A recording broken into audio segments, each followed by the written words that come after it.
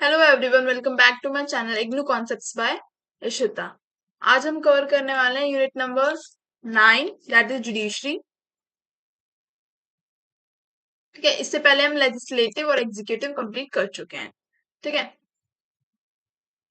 अब देखो जुडिशरी क्या है। अगर हम सिंपल लैंग्वेज में समझें, ठीक है, तो ये क्या है, एक इंडिपेंडेंट बॉडी है। जैसे लेजिस्लेचर जो है पूरा एक अपना इंडिपेंडेंट बॉडी है, एग्जीक्यूटिव एक इंडिपेंडेंट पूरा डिपार्टमेंट है, ऐसे ही जुडिशरी क्या है, एक इंडिपेंडेंट बॉडी है। ठीक है, अब जुडिशरी का काम क्या है? जुडिशरी का काम है जो भी लेजिस्लेटिव एक्टिविटीज हो रही है। लेजिस्लेटिव में क्या एक्टिविटीज होती है? लॉ बनते हैं, है ना। तो कोई भी लॉ बन रहा है तो वो हमारे कॉन्स्टिट्यूशन के अकॉर्डिंग होना चाहिए। ठीक है, ये चीज कौन चेक करती है? जुडिशरी चेक करती है। नेक्स्ट इज एग्जीक्यूटिव पे। एग्जीक्यूटिव पे क्या चेक करती है जुडिशरी? एग्जीक्यूटिव पे जुडिशरी ये चेक करती है कि जितने भी हमारे एग्जीक्यूटिव के अंदर आते हैं लोग, कौन आते हैं?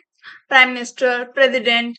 ठीक है, जो जितना भी पुलिस डिपार्टमेंट हो गया हमारा, जितने बड़े आईएएस आईपीएस हो गए, ये सब किस में आते हैं? एग्जीक्यूटिव में आते हैं। इनका काम क्या होता है? जो भी लॉज लेजिस्लेटिव बना रहा है, पार्लियामेंट बना रहा है, जो भी लॉज, उनको क्या करवाना? इम्प्लीमेंट कराना।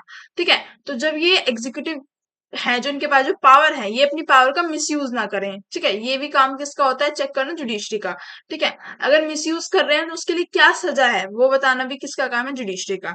ठीक है, अब यहाँ पे दिया हुआ है एवोल्यूशन। ठीक है, कि कैसे पहले सिर्फ एक सुप्रीम कोर्ट था, वो भी किस एक्ट के थ्रू सेटअप हुआ था? Regulating act of 1773। ठीक है, और कहाँ पे सेटअप हुआ था? कोलकाता में।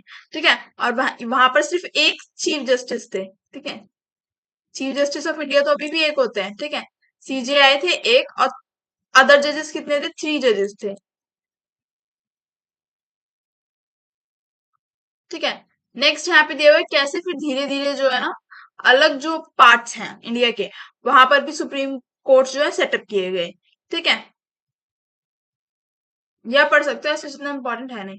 अब नेक्स्ट है the supreme court. Supreme court क्या है? हाईएस्ट कोर्ट ऑफ लॉ है, यानी कि हाईएस्ट अपील अगर कहीं की जा सकती है तो वो क्या है? Supreme court. ठीक है, इससे ऊपर हमारा कोई भी न्यायालय नहीं है। ठीक है, फॉर एग्जाम्पल अगर आपको हाई कोर्ट में न्याय नहीं मिला तो आप कहाँ जा सकते हो? सुप्रीम कोर्ट में जा सकते हो।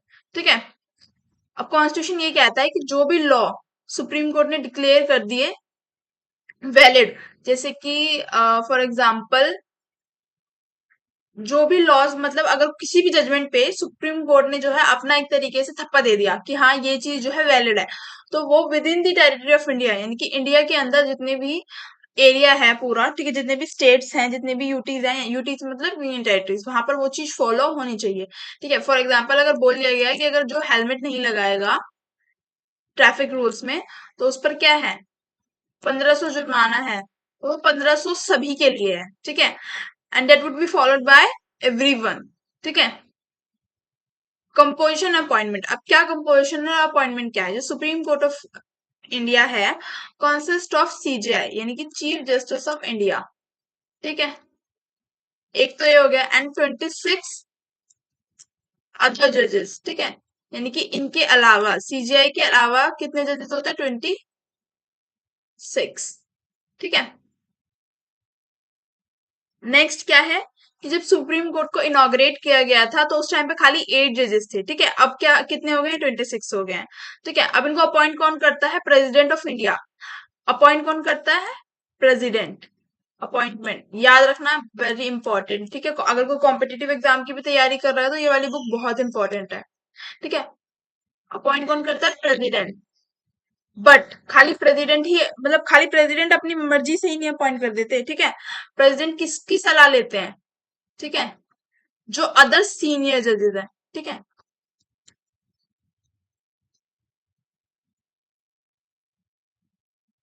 सुप्रीम कोर्ट में जो अदर सीनियर जजेस हैं, उनसे सलाह मशवरा करके प्रेसिडेंट सीजेआई नियुक्त करते हैं। ठीक है, अब एक कंट्रोवर्शियल केस कब हुआ? जब, एक सेकंड में यहाँ पे, 1977 में, याद होगा आप लोगों को, इमरजेंसी का वो है, अगर किसी ने 12th में पोल साइंस पढ़ी है तो उसे पता होगा कि 1977 के टाइम पे क्या थी? इमरजेंसी लगी हुई थी। 1973 में क्या किया गया कि जब सीजीआई को अपॉइंट किया गया, चीफ जस्टिस ऑफ इंडिया को अपॉइंट किया गया एसएस रे को। ठीक है, अब ठीक है, एसएस रे को तो प्रेसिडेंट ने अपॉइंट कर दिया, बट उस टाइम पे 3 सीनियर जजेस को इग्नोर करते हुए, ठीक है, एक तरीके से, यानी जो प्रेसिडेंट है उन्होंने अपनी मनमर्जी से क्या कर दिया था? सीजेआई को अपॉइंट कर दिया था, ठीक है, 3 सीनियर जजेस को इग्नोर करते हुए, ठीक है। बल्कि ऐसा होता है कि जो सीनियर जजेस हैं उनमें से ही जो है सीजेआई को चूज किया जाता है, ठीक है। अब अदर क्वालिफिकेशन क्या है? अदर क्वालिफिकेशन है कि जो है सिटीजन हो इंडिया का, ठीक है, जज रहे हो हाई कोर्ट में एटलीस्ट 5 ईयर के लिए, ठीक है, और एडवोकेट रहे हो हाई कोर्ट में एटलीस्ट 10 ईयर के लिए, ठीक है, और एक डिस्टिंग्विश जूरिस्ट हो, मतलब हाँ जो प्रेसिडेंट है उनको दिखे कि हाँ भाई ये जो एडवोकेट है ये बहुत अच्छा है, ठीक है। Next is tenure and removal. अब इनका टेन्योर क्या होता है? जब तक वो 65 की एज अटेन नहीं कर लेते तब तक वो अपना ऑफिस होल्ड करके रखते हैं, ठीक है। जो जज है सुप्रीम कोर्ट के वो रिजाइन कर सकते हैं, ठीक है, अगर उन्हें रिजाइन देना है तो रिजाइन दे सकते हैं, और may be removed in case of behaviour misbehaviour incapacity. For example उनके अगेंस्ट जो है केस आ रहे हैं कि भाई उन्होंने क्या किया है, करप्शन किया है एक तरीके से, ठीक है, या मिसबिहेवियर किया है, ठीक है, या वो कैपेबल नहीं है इस पोस्ट के लिए, तो इन इन दिस केस हम क्या कर सकते हैं, उनको रिमूव भी कर सकते हैं थ्रू प्रोसेस ऑफ इम्पीचमेंट। किसके थ्रू? इम्पीचमेंट के थ्रू। इम्पीचमेंट क्या होता है? इम्पीचमेंट होता है 2/3 मेंबर ऑफ पार्लियामेंट, ठीक है, मेंबर ऑफ पार्लियामेंट क्या करें? वोट करें इस सहमति में कि हाँ हम जो ये करंट सीजेआई है इसको रिमूव करना चाहते हैं, ठीक है। अब यहाँ पे भी एक कंट्रोवर्शियल केस है, व्हेन एन ऑडिट रिपोर्ट, जब एक ऑडिट रिपोर्ट जो है पब्लिश की गई किसके against? Chief justice of Punjab और हरियाणा हाई कोर्ट के, ठीक है, 3 लोगों की जुडिशियल कमेटी बैठाई गई जिसमें जो है एक second, judicial committee was set up with a serving and a retired Supreme Court judge and the Chief Justice of the Bombay High Court. अब इस कमेटी ने क्या बोला? This committee concluded that there had indeed been a willful and gross misuse of official position, यानी कि जो official position है उसका मिसयूज किया गया है, ठीक है, by chief justice of Punjab, ठीक है, एंड बॉम्बे, ठीक है। तो इन्होंने क्या बोला कि भाई मिसयूज किया गया है, ठीक है। तो अब उनके, अब हालांकि बुक में आगे ये भी दिया गया है, देखो बुकिश में मैं बता देती हूँ, बुक में ये दिया गया है कि जब इनको बोला गया, जब कमेटी थी उसने कंक्लूड कर दिया कि इन्होंने क्या किया, मिसबिहेवियर किया है, ठीक है, मतलब एक तरीके से करप्शन वगैरह किया होगा, पैसे वैसे लिए होंगे केसेस में। तो जब इनका पार्लियामेंट में प्रोसीडिंग हुई ना, कि पार्लियामेंट में रेजोल्यूशन पास किया गया कि भाई इनको इम्पीच करो, हटाओ, ठीक है, तब वहां पर जो है जो मेंबर्स थे पार्लियामेंट के, ठीक है, वहां से इनको इतना पूरा 2/3 मेजोरिटी का वोट नहीं आया, तो इसलिए ये अपनी जो पोजीशन है उस पर बने रहे, ठीक है। ये एक्स्ट्रा चीजें हैं, ठीक है, इस पे इतना बिल्कुल एकदम नोट्स वोट्स मत बनाने बैठ जाना, बस थोड़ा पता होना चाहिए कि कॉन्ट्रोवर्शियल केसेस कौन कौन से रहे हैं, ठीक है। जुडिक्शन ऑफ सुप्रीम कोर्ट। अब सुप्रीम कोर्ट के अंदर क्या क्या एरिया आता है जिसमें वो क्या कर सकते हैं, सुनवाई दे सकते हैं, ठीक है। तो सबसे पहले आर्टिकल 141 कहता है कि जितने भी लॉज जो हैं laid down by supreme court, मैं बता चुकी कि जो भी सुप्रीम कोर्ट डिक्लेयर करती है लॉ, ठीक है, ये जिस भी जजमेंट पे सुप्रीम कोर्ट अपना एक तरीके से ठप्पा दे देती है, वो पूरे जो इंडिया की जो टेरिटरीज है, चाहे वो स्टेट्स हो चाहे वो यूटीज हो, सब जगह फॉलो किया जाता है, ठीक है। First is original जुडिक्शन। ओरिजिनल जुडिक्शन क्या है? आर्टिकल 131 के अंदर, ठीक है, supreme court is given exclusive जुडिक्शन, यानी कि सबसे पहला ये देख लो कि ओरिजिनल जुडिक्शन के अंदर जो फर्स्ट चीज आती है वो है कि अगर यूनियन वर्सेस स्टेट हो जाए, ठीक है, यानी कि अगर सेंटर और स्टेट के बीच में कोई भी डिस्प्यूट हो जाए तो वो कौन रिजॉल्व करेगी? Supreme court. नेक्स्ट चीज, अगर स्टेट वर्सेस स्टेट हो जाए, स्टेट वर्सेस स्टेट कैसे होगा? फॉर एग्जाम्पल पंजाब पंजाब और जो है हरियाणा के बीच में कोई डिस्प्यूट हो जाए, ठीक है, तब भी कौन रिजोल्व करेगी? Supreme court. Next is fundamental rights, ठीक है, फॉर एग्जाम्पल अगर मेरे फंडामेंटल राइट्स वायलेट होते हैं तो मैं डायरेक्ट कहाँ जा सकती हूँ? सुप्रीम कोर्ट जा सकती हूँ, ठीक है, अपील कर सकती हूँ मैं सुप्रीम कोर्ट से जाके कि मेरे फंडामेंटल राइट्स क्या है, वायलेट हुए हैं, आप एक्शन लो, ठीक है। अभी 3 चीजें होती है, अभी इन्हीं को आर्टिकल में बताया गया है, ठीक है, जैसे कि आर्टिकल 131 ये हो गया, ये वाला, ठीक है। आर्टिकल 32 क्या हो गया? फंडामेंटल राइट्स वाला हो गया, and article 32 is very important. Next आप देखोगे तो रिट्स है, ठीक है। देखो रिट्स क्या है, हैबेस कॉर्पस में क्या होता है? अब ये रिट्स क्यों पढ़ा रही हूँ मैं इसमें, ये रिट्स हम पहले भी फंडामेंटल राइट्स में पढ़ चुके हैं। अब क्या होता है ना कि जब हमारे फंडामेंटल राइट्स वायलेट होते हैं, जैसे मैंने आपको बताया कि हम कहाँ जा सकते हैं, सुप्रीम कोर्ट जा सकते हैं, तो जब हमारे फंडामेंटल राइट्स वायलेट होते हैं इसके अंडर रिट्स इशू करता है सुप्रीम कोर्ट, ठीक है। सुप्रीम कोर्ट क्या करता है? रिट्स इशू करता है। पहली रिट क्या है हमारी? हैबेस कॉर्पस। हैबेस कॉर्पस में क्या है, जब भी फर्स्ट है हैबेस कॉर्पस। इसमें क्या है कि भी इलीगली डिटेन किया जाएगा, ठीक है।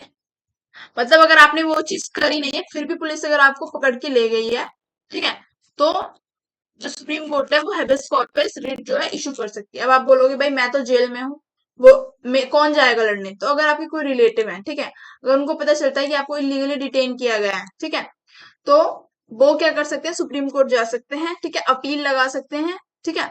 और अगर वो वहां पे प्रूफ हो जाता है कि आपको इलीगली डिटेन किया गया है तो आपको तभी के तभी छोड़ा जाएगा, ठीक है। और जिसने इलीगली डिटेन किया उसके खिलाफ एक्शंस लिए जाएंगे। Next is मैंडेमेंस। मैंडेमेंस का मतलब क्या होता है? वी कमांड, ठीक है। यहाँ पे लिखा नहीं है, मैं लिख देती हूँ। मैंडेमेंस का मतलब होता है वी कमांड। मैंडेमेंस में क्या होता है? मैंडेमेंस में होता है, फॉर एग्जाम्पल आपने देखा होगा कि जो गवर्नमेंट ऑफिशियल्स हैं, ठीक है, अगर वो अपना काम टाइम पे नहीं कर रहे हैं, ठीक है, फॉर एग्जाम्पल अगर आपका ड्राइविंग लाइसेंस था 30 दिन में बन के आना था और उसको 6 महीने हो गए हैं, ठीक है, तो आप सुप्रीम कोर्ट जा सकते हो, ठीक है। वैसे इतने माइनर इश्यूज में नहीं, कोई बड़ा इशू हो, ठीक है, तो आप क्या है सुप्रीम कोर्ट जा सकते हो और सुप्रीम कोर्ट मैंडेमेंस रिट इशू करेगा, फिर आपका काम जो है वो हो जाएगा, ठीक है। और जो पर्सन है उसको उसकी पोस्ट से हटा दिया जाएगा काम ना करने के लिए, ठीक है। Third is quo warranto. Quo warranto क्या होता है? क्वो वारंटो से पहले आप समझो पहले प्रोहिबिशन और सर्जरी, क्योंकि ये इसी का मिक्सचर है, ठीक है। प्रोहिबिशन का मतलब क्या है कि जो सुप्रीम कोर्ट है वो प्रोहिबिट कर रहा है। देखो प्रोहिबिशन में ही है प्रोहिबिट। प्रोहिबिट क्या करना? किसी भी अदर लोअर कोर्ट को, ठीक है, जो जैसे कि जो लोअर कोर्ट्स होते हैं, चाहे वो सबऑर्डिनेट कोर्ट्स हो या लोक अदालत हो, ठीक है, उनको प्रोहिबिट करना, ठीक है। अगर वो किसी केस पे जजमेंट दे रहे हैं जो उनके एरिया में नहीं आता है, ठीक है, कैसे एरिया में नहीं आता है? फॉर एग्जाम्पल कोई गुजरात का केस है, ठीक है, और उसपे बॉम्बे का हाई कोर्ट अगर जजमेंट दे, ठीक है, तो जो सुप्रीम कोर्ट है वो रोक सकता है कि भाई ये जो केस है वो गुजरात का है, तो जो गुजरात का हाई कोर्ट है इस केस की सुनवाई नहीं होगी, आप इस पर जो है जजमेंट नहीं दे सकते, ठीक है। अब लास्ट हमारे 2 बच्चे हैं, है ना। नेक्स्ट इज कोवरंटो, ठीक है। कोवरंटो का मतलब ये होता है कि बाय व्हाट अथॉरिटी, ठीक है। कोवरंटो का मतलब होता है बाय व्हाट अथॉरिटी, ठीक है। फॉर एग्जाम्पल जो गवर्नमेंट नौकरी में होते हैं लोग, ठीक है, जो गवर्नमेंट गवर्नमेंट जॉब्स में जो लोग होते हैं, अगर आपको लगता है कि ये धांधलेबाजी से, ठीक है, ये सीट्स एक्वायर की है इसने, ठीक है, मतलब ये एलिजिबल नहीं है इस सीट्स के लिए, स्टिल वो वहां पे है, ठीक है, जॉब कर रहा है अपनी, तो आप क्या कर सकते हो? सुप्रीम कोर्ट जा सकते हो। सुप्रीम कोर्ट कौन सी रिट इशू करेगी? को वारंटो, ठीक है। Next is surgery. देखो सर्जरी में हम फिर से वही वाला केस लेंगे जो मैंने बताया कि अगर गुजरात का केस है, ठीक है, और उस पे जजमेंट कौन दे रहा है? बॉम्बे हाई कोर्ट दे रहा है, ठीक है। तो मैंने क्या बताया, प्रोहिबिशन में क्या होता है कि जो सुप्रीम कोर्ट है वो मना करेगी कि भाई अगर गुजरात का केस है तो गुजरात ही हैंडल करे, ठीक है। और सर्जरी में क्या होता है? देखो प्रोहिबिशन में तो क्या करेगी सुप्रीम कोर्ट? मना करेगी कि भाई अगर गुजरात का केस है तो गुजरात ही हैंडल, गुजरात का जो हाई कोर्ट है वही हैंडल करेगा। सर्जरी में क्या करेगी? मना तो करेगी कि गुजरात का केस है गुजरात हैंडल करेगा, प्लस बताएगी भी कि अब इस पे जुडिक्शन होगा तो कौन लेगा, ठीक है, इन जजमेंट कौन देगा? तो बॉम्बे हाई कोर्ट देगा, ठीक है। इनकी एक तरीके से मिक्सचर होता है, यानी कि सबमिट भी करेगी प्लस बताएगी भी कि कहाँ पर जो है केस की सुनवाई होगी। नेक्स्ट इज एपिलेट जुडिक्शन, ठीक है। एपिलेट जुडिक्शन में क्या है? जैसे भी हमको पता है सुप्रीम कोर्ट क्या है? हाईएस्ट कोर्ट ऑफ अपील है, ठीक है। तो आर्टिकल 132 के अंदर कॉन्स्टिट्यूशन प्रोवाइड करता है कि for an appeal to Supreme Court from any judgment और final order of an court in civil, criminal और अदर प्रोसीडिंग, यानी कि सिविल केसेस में, क्रिमिनल केसेस में या अदर प्रोसीडिंग हो हाई की, हम जो है सुप्रीम कोर्ट को अपील कर सकते हैं, मतलब अपने केस की अपील सुप्रीम कोर्ट में कर सकते हैं। अब जो आर्टिकल 133 है वो खाली सिविल केसेस से डील करता है, जो आर्टिकल 134 है वो खाली क्रिमिनल केसेस से डील करता है, ठीक है। फॉर एग्जाम्पल अगर आपको हाई कोर्ट ने डेथ सेंटेंस दे दिया है, ठीक है, कि आपको फांसी होगी, आप सुप्रीम कोर्ट से अपील कर सकते हो कि आप जो सुप्रीम कोर्ट से जाके अपील कर सकते हो कि वो इस केस को देखें, ठीक है।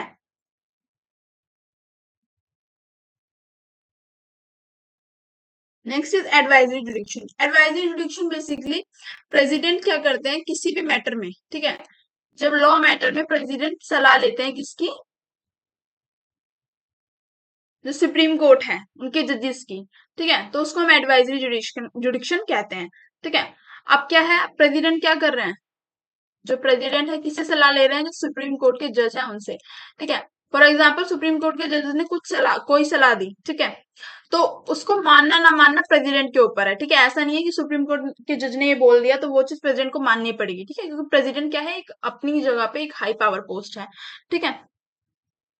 नेक्स्ट क्या है, रिव्यू जुडिक्शन। रिव्यू जुडिक्शन का मतलब ये है कि सुप्रीम कोर्ट ने, ठीक है, अपनी कोई भी जजमेंट दी है, ठीक है, तो उसको वो दोबारा रिव्यू कर सकते हैं, ठीक है। फॉर एग्जाम्पल 5 साल पहले उन्होंने कुछ बोला था, तो उसको वो दोबारा रिव्यू करके देख सकते हैं, ठीक है। प्लस जितने भी अदर कोर्ट्स हैं, चाहे वो हाई कोर्ट्स हो चाहे वो लोअर कोर्ट्स हो, उन्होंने भी अगर कोई जजमेंट दे रखी है पहले, तो उसको वो रिव्यू कर सकते हैं, ठीक है।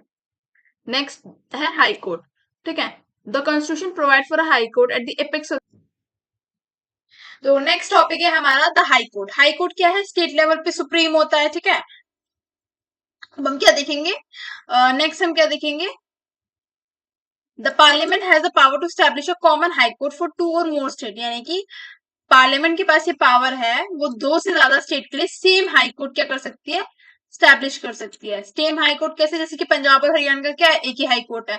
असम, नागालैंड, मिजोरम, अरुणाचल प्रदेश का क्या है, एक ही हाई कोर्ट है, ठीक है। अब ये एक ही हाई कोर्ट क्यों, क्योंकि हम पॉपुलेशन क्या है, कम है इन स्टेट्स में, तो इसलिए क्या है, इनका एक कॉमन हाई कोर्ट है, ठीक है। अब यूनियन टेरिटरीज के केस में हम क्या देखेंगे, जो जुडिक्शन है हाई कोर्ट्स का उनको बढ़ा दिया जाता है। जैसे कि आप देखोगे कि a high court from any union territory or create a high court for a union territory. The Delhi Madras, even when it was a union territory, had a separate high court. ठीक है, this high court can be having jurisdiction over Pondicherry, the Kerala high court over Lakshadweep. अब आप देखोगे कुछ जो union territories है उनके लिए क्या है, सेपरेट हाई कोर्ट है। जैसे दिल्ली का अपना हाई कोर्ट है, ठीक है, मद्रास का अपना हाई कोर्ट है, बट जैसे आप देखोगे कि जो केरला का हाई कोर्ट है वो लक्षद्वीप के जो मैटर्स हैं उनको भी देखता है, ठीक है। बेसिकली मेरा कहने का मतलब ये है कि कुछ यूनियन टेरिटरीज ऐसी हैं जिनके लिए सेपरेट हाई कोर्ट्स बनाए गए हैं, ठीक है। कुछ यूनियन टेरिटरीज ऐसी हैं जहां पर जो एग्जिस्टिंग स्टेट्स हैं उन्हीं का रूल है। जैसे आप देखोगे कि केरला का जो हाई कोर्ट है वो लक्षद्वीप के भी केस देखता है, ठीक है, लक्षद्वीप। नेक्स्ट इज जुडिक्शन, ठीक है। अब जुडिक्शन का मतलब क्या है कि किस टाइप के केसेस जो है हाई कोर्ट देखता है। तो ओरिजिनल जुडिक्शन, जितने भी हम जुडिक्शन पढ़ के हैं, ओरिजिनल, एपिलेट, एडवाइजरी, ये सब तो है ही है। इनके अलावा क्या है, इनके अलावा है power to transfer cases to itself from the subordinate court concerning the interpretation of the constitution. यानी कि अगर हाई कोर्ट को कभी लगता है कि ये केस जो है लोअर कोर्ट में जाना चाहिए, ठीक है, तो वो क्या कर सकते हैं, ट्रांसफर कर सकते हैं केस, ठीक है, लोअर कोर्ट को। जो लोअर लेवल पे कोर्ट्स होते हैं बेसिकली, जिनको हम सबऑर्डिनेट कोर्ट्स कहते हैं, ठीक है। और इनके पास क्या पावर होती है, the power to appoint officers and servants of high court. High court के अंदर जो भी ऑफिसर्स और सर्वेंट्स होते हैं उनको भी कौन अपॉइंट करते हैं, हाई कोर्ट के जजेस, ठीक है। नेक्स्ट है सबऑर्डिनेट कोर्ट। लोअर लेवल पे जो भी कोर्ट्स होते हैं उनको हम सबऑर्डिनेट कोर्ट कहते हैं, यहाँ पे आप पढ़ सकते हो, ठीक है। ऐसे जितने इंपॉर्टेंट नहीं है, बस नेम्स वगैरह दिए गए हैं। नेक्स्ट है जुडिशियल रिव्यू, ठीक है। Judicial review is important. Judicial review का मतलब क्या होता है, जुडिशियल रिव्यू का मतलब है कि जो सुप्रीम कोर्ट है, ठीक है, सुप्रीम कोर्ट ने कोई भी जजमेंट दिया है पास्ट में, ठीक है, उसको वो दोबारा रिव्यू कर सकती है, ठीक है, दोबारा देख सकती है, ठीक है, दोबारा उस पर कोई भी कमेंट जो है कर सकती है, ठीक है। अब आप इंग्लैंड में देखोगे तो यहाँ पे कंपैरिजन में बताया गया कि इंग्लैंड में कोई भी रिटर्न कॉन्स्टिट्यूशन नहीं होता, ठीक है, इसलिए वहां पर पार्लियामेंट की सबसे ज्यादा अथॉरिटी, सुप्रीम अथॉरिटी होती है। बट इंडिया में क्या है, इंडिया में हमारा प्रॉपर कॉन्स्टिट्यूशन है, ठीक है। तो अगर पार्लियामेंट जो है वो कॉन्स्टिट्यूशन के अगेंस्ट नहीं वर्क करेगा, कॉन्स्टिट्यूशन के अगेंस्ट अगर वर्क करेगा, यानी कि पार्लियामेंट को हमेशा किसके अनुकूल काम करना पड़ता है, कॉन्स्टिट्यूशन के, ठीक है। अगर वो कॉन्स्टिट्यूशन के अगेंस्ट काम करेगा तो उस पर एक्शन कौन लेगी, जुडिशरी। कौन लेगी, जुडिशरी उस पे एक्शन लेगी। तो जुडिशियल रिव्यू का मतलब ये होता है कि सुप्रीम कोर्ट अपनी पुराने किसी भी जजमेंट पर रिव्यू, यानी एक तरीके से उन जजमेंट्स को दोबारा देख सकता है, ठीक है। या फिर कोई अदर कोर्ट जो है जो इनफी देखो लास्ट में क्या है ना, कुछ हमें केसेस पढ़ने हैं, तो सबसे पहले हमें देखना है गोलकनाथ का केस, ठीक है।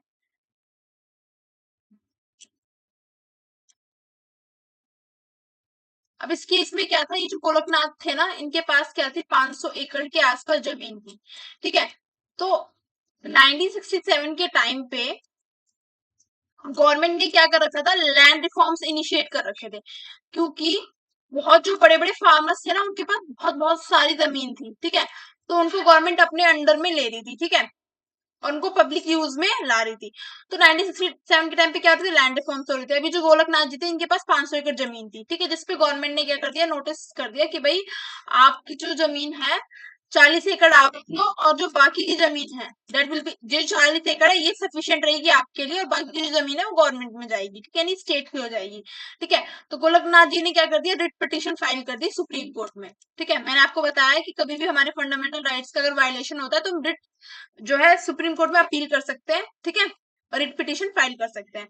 तो उन्होंने कौन से फंडामेंटल राइट का अपने वो बताया वायलेशन होते हुए, राइट टू प्रॉपर्टी, ठीक है, कि राइट टू प्रॉपर्टी का क्या हो रहा है, वायलेशन हो रहा है, ठीक है। तो उस टाइम पे जो सुप्रीम कोर्ट का जजमेंट आया, ठीक है, वो ये आया था कि जो राइट टू प्रॉपर्टी है वो क्या है, एक फंडामेंटल राइट है, और उसको हम जो है क्या नहीं कर सकते, नजरअंदाज नहीं कर सकते, ठीक है, एक तरीके से, या साइड नहीं कर सकते, ठीक है। अब जब इन्होंने बोल दिया, गोरखनाथ ने बोल दिया कि राइट टू प्रॉपर्टी क्या है, मेरा फंडामेंटल राइट है, तो पार्लियामेंट ने क्या किया, पार्लियामेंट ने राइट टू प्रॉपर्टी को अमेंडमेंट करके हटाना चाहा, ठीक है। पार्लियामेंट ने राइट टू प्रॉपर्टी को अमेंडमेंट करके हटाना चाहा, पर उस टाइम पे सुप्रीम कोर्ट ने ये जजमेंट दे दी कि आप जो है फंडामेंटल राइट्स जो है हमारे, उसमें कोई भी अमेंडमेंट नहीं कर सकते। कौन नहीं कर सकती, जो स्टेट है हमारा, जो पार्लियामेंट है, जो पार्लियामेंट है, बेसिकली जो पार्लियामेंट है वो क्या है, फंडामेंटल राइट्स के मामले में अमेंडमेंट नहीं कर सकता, ठीक है। उस टाइम पे ये जजमेंट पास कर दी गई, ठीक है। नेक्स्ट जो केस हमें देखने के लिए मिला, वो मिला, एक सेकेंड,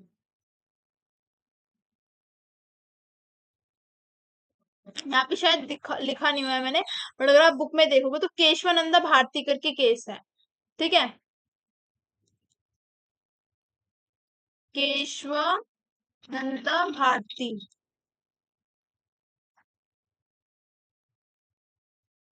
केस।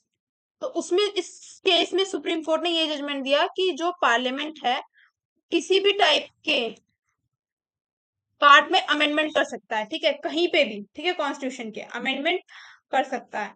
और फिर उसके बाद क्या आया, 44th अमेंडमेंट आया, जिसने राइट टू प्रॉपर्टी को अबॉलिश कर दिया, ठीक है। 44th अमेंडमेंट में राइट टू प्रॉपर्टी को फंडामेंटल राइट से हटा दिया गया, ठीक है।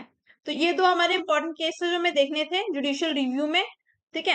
अब यहाँ पे ऐसे ये भी मेंशन है कि इन लेटर जो है मिनेवरा मिल के the supreme court went a step ahead, the 42nd constitutional amendment of 1976 among other thing had added a clause to article 368 placing a constitutional amendment beyond judicial review. The court held this was again the doctrine of judicial review, the basic feature of the constitution. यहाँ अब ये मिनेवरा mill case में ये बोला गया, 42nd amendment आया कि जो पार्लियामेंट है, ठीक है, वो अमेंडमेंट तो कर सकता है, बस बेसिक स्ट्रक्चर में नहीं कर सकता। बेसिक स्ट्रक्चर क्या है हमारे कॉन्स्टिट्यूशन का, जैसे कि सेक्युलरिज्म की बात करता है ना, इक्वालिटी की बात करता है, ठीक है, इक्वालिटी की बात करता है, तो इन सब चीजों में क्या नहीं कर सकता, हम कोई भी संशोधन नहीं। सो यहाँ पे हमारा ये चैप्टर खत्म होता है। Thank you for watching the video. अगर आपको वीडियो अच्छी लगी हो तो do like share and subscribe my channel.